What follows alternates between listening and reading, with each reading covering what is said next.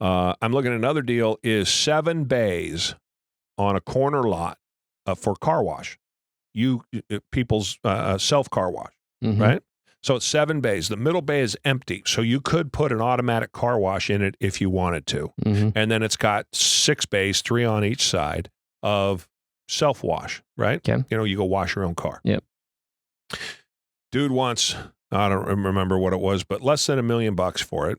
I think it was like $800,000, which is the value of the real estate. And the real estate comes with it. Wow. Right? So, no credit cards. Cash only business? Yeah, it doesn't take credit cards. He doesn't have any credit cards. Wow. So, how much more do you think you're going to improve the sales by coming in and upgrading it and taking credit cards? Because who the fuck only carries cash? And for one of those deals, only dollars. And how often does that goddamn dollar machine work? Right? Or you have to have somebody staffed on site to collect the dollars. All day. And you don't want to do that. Nope. You want credit cards anyway because you don't want to have to go get the quarters, the dollars. You don't want to do any of that shit. So having people break your machines. Right. The hardest part of that business, it's a one employee business if you get the right maintenance guy. Right. So you have the right maintenance guy. It's the one employee. If you're this is not me. I'm not one to go work on a car wash, right? So as I look at it and I evaluate it, I say, okay, I need one maintenance guy. I can do all the business. I can do all the finances. I can collect all the cash. I can get the credit card money put into my account. I know how to do all of those things. What I can't do is, or what I won't do, I shouldn't say I can't do it, but I just won't do it, is you're not going to find me on a ladder climbing up there, working on the wand. Fixing the hoses. Fixing the hoses and shit. I'm not going to do that. I could, if I were you, buying it, right? I'd be yelling at you if you even thought about it. Hiring somebody else to do it, right? Get your ass out there and fix the shit when it needs to be fixed. Lots of people do it that way. Me, I'm not going to. I can't. I don't have the patience for it. My back's messed, blah, blah, blah. It's just not my thing. So for me, it's one maintenance, but he's selling it for the value of the land because he wants out of the business. Now, it's a little rundown. So again, same process, $800,000. You can get 10% down. With real estate, you can do it fairly easily via the SBA. So you got to come up with 80 Gs. A lot of money, no doubt. 100% a lot of money, not bullshitting it.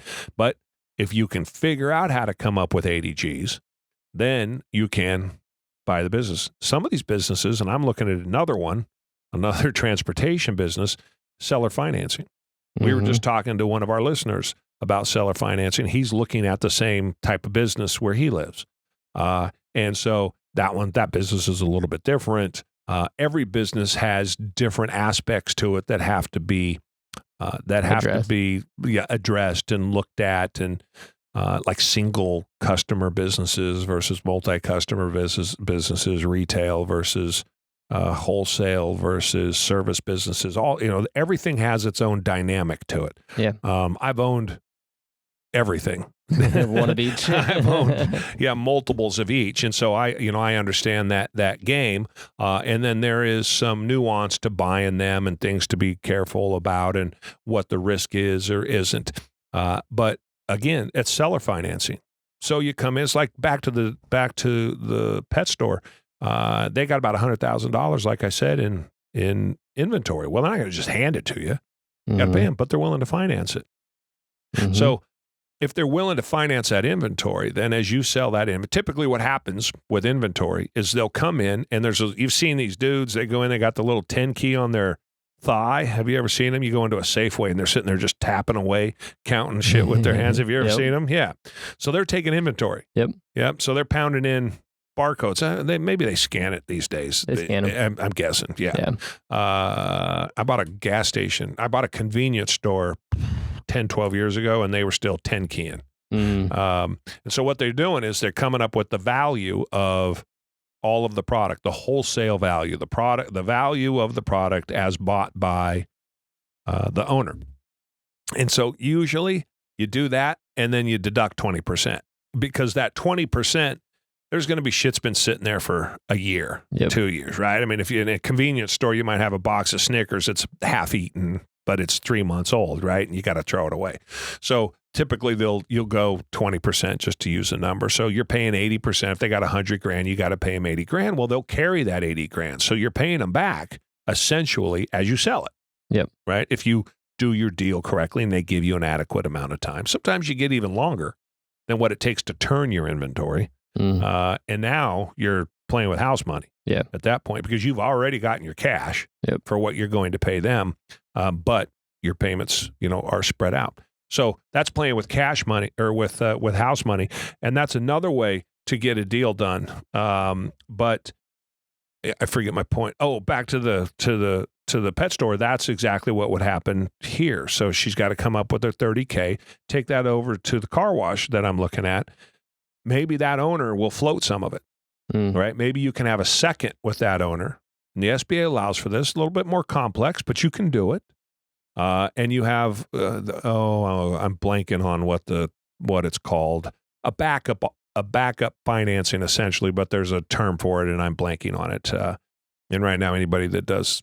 second sounds right. That's not right, though. It's anybody doing SBA financing that's listening. If my buddy John would know it right away. But essentially, you get 10% down on the majority of it, and then you have a second offer where you pay dude off over a certain amount of time. Yeah, so dude might say, "Okay, I'll help you buy it, right? But I'll give you a second note." That's not what it's called, but there's in real estate there are second notes. In this context of buying real estate and buying a business, there's a different term for it, but you're buying a second note. So now you got to come up with 40, and he carries 40.